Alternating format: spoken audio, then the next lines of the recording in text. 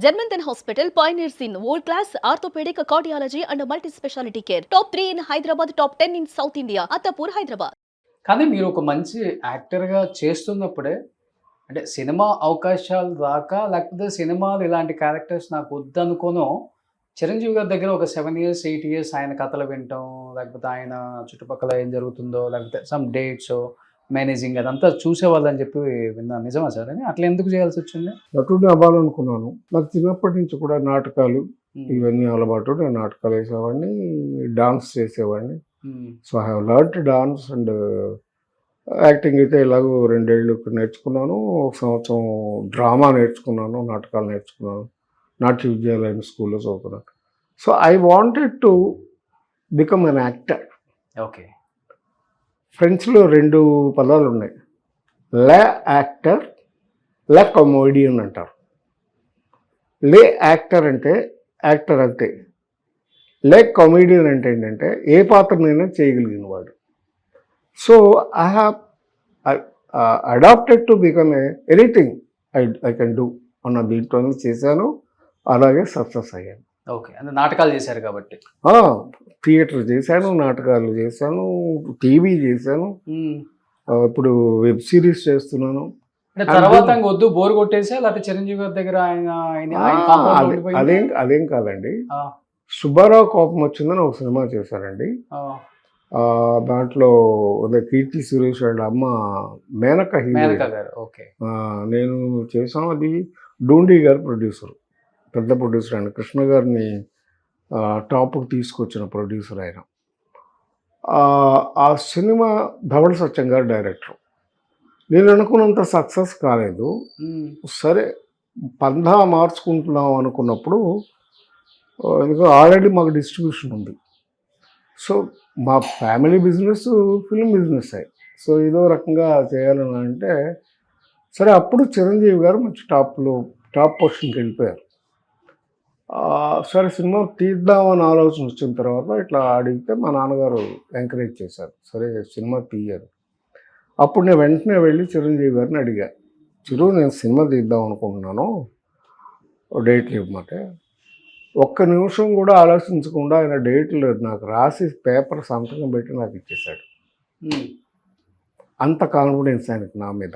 హ్మ్. ఎందుచేత నేను డిస్ట్రిబ్యూటర్గా అనుభవం ఉంది, యాక్టర్గా అనుభవం ఉంది, ప్లస్ ఆయనకి ఇన్స్టిట్యూట్లో సీనియర్ని, ఇవన్నీ చూసిన అనుభవం ఉంది. నా మీద నమ్మకంతో ఆయన డేట్లు ఇచ్చాడు.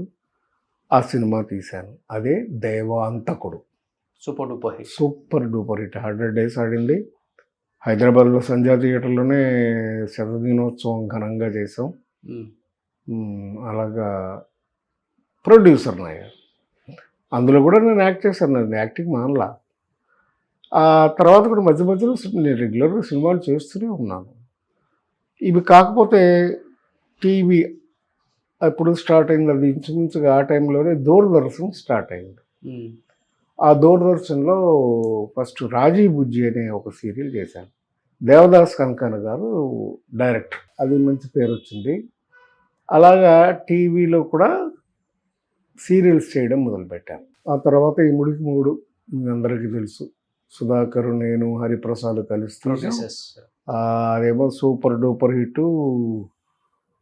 మ్యూజికల్గా కూడా అద్భుతమైన పాటలు, 6 పాటలు super hit songs. First golden disc వచ్చిన సినిమా అదే. ఓకే. దాంతో రాజ్కోటి కూడా మ్యూజిక్ డైరెక్టర్స్గా పెద్దవాళ్ళు అయిపోయారు. 2 హీరోయిన్స్, 2 కూడా చాలా అద్భుతంగా చేశారు దాంట్లో, విజయశాంతిను, రాధ. అలాగా కెరియర్లో కూడా ఎప్పుడు తప్పటడుగు నేను వేసింది లేదు. సక్సెస్ ఫెయిల్యూర్ అనేది మన చేతుల్లో లేదు. బట్ ఫెయిల్యూర్ వచ్చినప్పుడు పెద్ద బాధ ఏం పడరు. జాగ్రత్త పడతాం అంతే. ఎందుకంటే ఎందుకు పోయింది అని కూడా ఆలోచిస్తాను. ఫర్ ఎగ్జాంపుల్ ఇంటికి వరుద్రమా అని ఒక సినిమా తీశాను. అది తెలుగులో అంతగా ఆడలా. ఎందుకు ఆడలేదంటే యాక్చువల్గా దాంట్లో సుజాత గారు హీరోయిన్.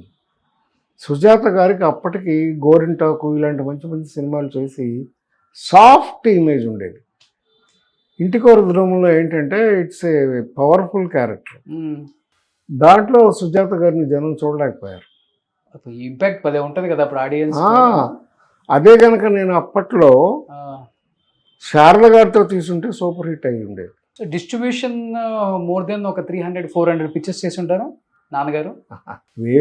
వేలు అప్పుడు అసలు మనకి టైటిల్స్ లోనే నవయుగ విడుదల అనేది ఒక బ్రాండ్. అక్కినేని నాగేశ్వరరావు గారు నటించిన సినిమాలే 90% నవయుగ విడుదల. ప్లస్ రామారావు గారి సినిమాలు ఏవిఎం, భక్త ప్రహ్లాద, లేత మనసులు, బాబు మూవీ సినిమాలు అండి, మోగ మనసులు, మంచి మనసులు, తేనె మనసులు, కన్నె మనసులు, ఇలా చెప్పుకుంటూ పోతే 90s వరకు 95 దాకా నవయుగానే కదా సార్. నవయుగ తర్వాత కొత్తవి వచ్చినాయి కానీ వచ్చాయి కానీ నవయుగ తర్వాత లక్ష్మీ ఫిల్మ్స్ అని, ఆ తర్వాత మంచి కంపెనీలో వచ్చాయి కానీ నవయుగనే. అవును, it's a pioneer film distribution company. అవును. బట్ యాజ్ ఎ ప్రొడ్యూసర్గా సంపాదించారా, పోగొట్టుకున్నారా? ఏం సంపాదించాను? ప్రేక్షకులను సంపాదించుకున్నాను. డబ్బులు సంపాదించుకోలేదా? నేను అలా ఆలోచించలేదు సార్ ఎప్పుడు. ఎందుకో నా బ్రెయిన్కి ఆ ఆలోచన రాలేదు. లేకపోతే వేరే అసలు ఒక 5,000 సంపాదిస్తే సార్ సినిమాలో నటించాను అనుకున్న ప్రయత్నించాను నేను. ఎందుకంటే అప్పట్లో మేము నాటకాలు వేసేవాళ్ళం. నేను, రాళ్లపల్లి గారు, దేవదాస్ గారు, మేమందరం కూడా ఒక 5,000 సంపాదిస్తే చాలు కదా నెలకి అని అనుకున్నాం. నెలకి ఏ ఇయర్లో? 1973లో 5,000 అంటే పెద్ద విషయం. అప్పటికి రేంజ్కి మేము ఆలోచించింది అది. అంతదాకా ఎందుకు, మాకు ఫస్ట్ సినిమాకి రెమ్యునరేషన్ ఎంతో తెలుసా మీకు?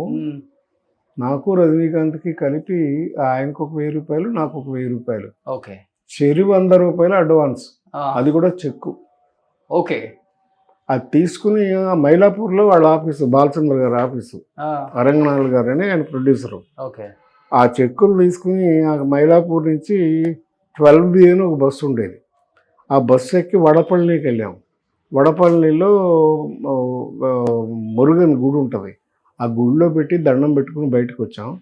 ఇప్పుడు ఆయన ఎక్కడ ఉన్నాడు, నేను ఎక్కడ ఉన్నాను. బట్ ఆ 100 రూపాయలు మమ్మల్ని నటులను చేస్తుంది. సూపర్ కదా, గ్రేట్ సార్. కానీ ఇప్పటికి మీ మధ్య కలిసినప్పుడు ఆ ఫ్రెండ్షిప్, ఆ బాండింగ్ ఉంది సార్. రజనీకాంత్ గారు మీరు మేమిద్దరం ఆ రోజుల్లో కూడా ఒకే సిగరెట్ తాగేవాళ్ళం. అలాగే చాలా క్లోజ్గా ఉండేవాళ్ళం. ఓకే. మా ఇంటికి వచ్చేవాడు, మా అక్కయ్య అని పిలిచేవాడు. తనకు కొంచెం ఫైనాన్షియల్ ఇబ్బందులు ఉండేవి.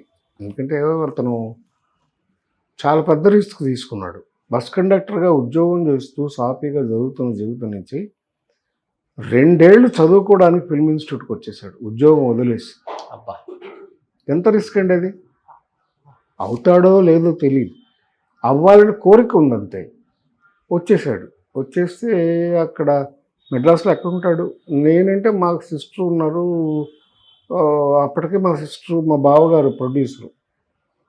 నా ఫిల్మ్ ఇండస్ట్రీ మొదటి నుంచి అంతా మా వాళ్ళంతా అది కదా. ఆయన ఉండటానికి మా ఫ్రెండే విఠల్ ప్రసాద్ అని నా ఫ్రెండ్. అయితే ఆయన ఇంట్లో పేయింగ్ గెస్ట్ లాగా ఉండేవాడు. పేయింగ్ గెస్ట్ అనే పేరే కానీ ఆ విఠల్ ప్రసాద్ వాళ్ళ అమ్మగారు, ఇద్దరు వాళ్ళ అన్నదమ్ములు అయితే 3వ కొడుకులాగా చూసుకున్నారు ఆవిడ. చెన్నైలో ఉన్నారు కదా విఠల్ ప్రసాద్ గారు. ఇంకా ఉన్నారు, మాట్లాడాను. సినిమాల్లో కూడా యాక్ట్ చేస్తున్నారు. ఇప్పుడు వాళ్ళ అమ్మాయి కూడా ఇక్కడ హైదరాబాద్లోనే ఉంటుంది. అప్పుడప్పుడు వస్తూ ఉంటాడు. నా క్లాస్మేట్ వాడు. ఓకే. అయితే చిరంజీవి గారిని ఇంట్లో పెట్టుకొని దగ్గర ఒక 5 ఏళ్ళు 6 ఏళ్ళు వాళ్ళ ఇంట్లోనే ఉండేవాడు. అక్కడే చదువు అయిపోయింది, సినిమాలు చేశాడు, స్టార్ అయ్యాడు. స్టార్ అయిన తర్వాత కళ్యాణ మంటపం కట్టాడు. ఆ కళ్యాణ మంటపానికి మేనేజర్ చేసి పెట్టాడు ఆ విఠల్ ప్రసాద్. సూపర్. సో ఆ ఫ్యామిలీ అంతా చూసుకున్నాడు ఆయన. వాళ్ళ అమ్మగారికి ఫ్లాట్లు, ఇల్లు అన్నీ కొనిపెట్టాడు. చాలా బాగా చూసుకున్నాడు వాళ్ళందరినీ. So it's a life pattern. ఇప్పుడు నేను వచ్చిన పద్ధతి వేరు, రజనీ వచ్చిన పద్ధతి వేరు. మీరు అన్నట్టు రజనీ కష్టపడే వచ్చాడు. ఆ రోజు యాక్చువల్గా తన జేబులో డబ్బులు కూడా లేవు. మా ఇంట్లోకి వచ్చి చక్కగా మా అక్కయ్యను భోజనాలు అన్నీ మా ఇంట్లో చేసి వెళ్తూ 2 రూపాయలు అడిగి తీసుకెళ్ళేవాడు ఖర్చులు, పాకెట్ మనీ. సో ఇలా మేము కలిసే పెరిగాం. ఆ రోజులు వేరు. అదే ఇప్పుడు చిరంజీవికి వచ్చేసరికి చిరంజీవికి అలాంటి పరిస్థితి లేదు. ఓకే. ఎందుకు చేస్తానంటే చిరంజీవి ఫాదర్కి యాక్టింగ్ అంటే చాలా ఇష్టం, వెంకట్రావు గారికి. ఆయన మెడ్రాస్ వచ్చి సినిమా యాక్టర్ అవుదామని ట్రై చేసి కూడా ఉమ్, ఒక సినిమాలో యాక్ట్ చేశారు కూడా. ఓకే.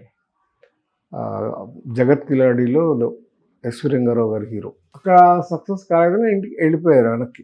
ఆయన బిజినెస్ ఆయన ఇన్స్పెక్టర్గా చేస్తూ వచ్చారు. ఇది అబ్కారీ ఇన్స్పెక్టర్ అంటారు, దాన్ని చేస్తున్నారు.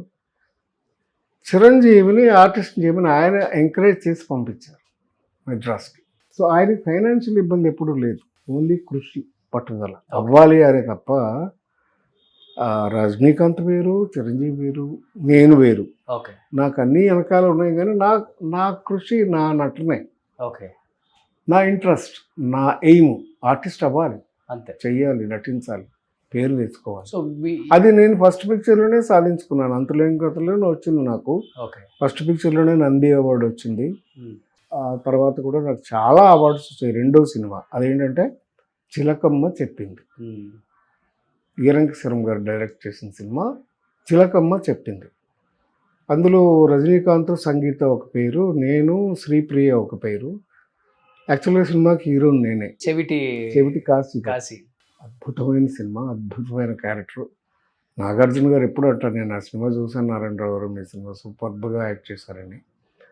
అలాగా ఆ సినిమాలో నాకు యాక్టర్గా మంచి పేరు రావడంతో పాటు ఎన్నో సంస్థలు నాకు బెస్ట్ యాక్టర్ అవార్డ్స్ వచ్చాయి. ఉమ్, దగ్గర దగ్గర ఒక 10-15 అవార్డ్స్ వచ్చి ఉంటాయి బెస్ట్ యాక్టర్గా. సో ఇలా నేను సాధించాను. రిగ్రెట్ ఏం లేదు. రిగ్రెట్ అస్సలు లేదు. సూపర్ కదా. ఎందుకు ఉండాలి? చాలా మంది చెప్తుంటారు ఎందుకు ఉండాలి? ఆ, ఎక్కడ వచ్చాం మనం? ఏం సాధిద్దాం అనుకున్నాం? ఏదో వచ్చాం, సాధిస్తున్నాం, అనుకున్నది చేస్తాం. సుమన్ టీవీలో మీ పర్సనల్ అండ్ బిజినెస్ ప్రమోషన్స్ కోసం కింది నెంబర్కి కాంటాక్ట్ చేయండి.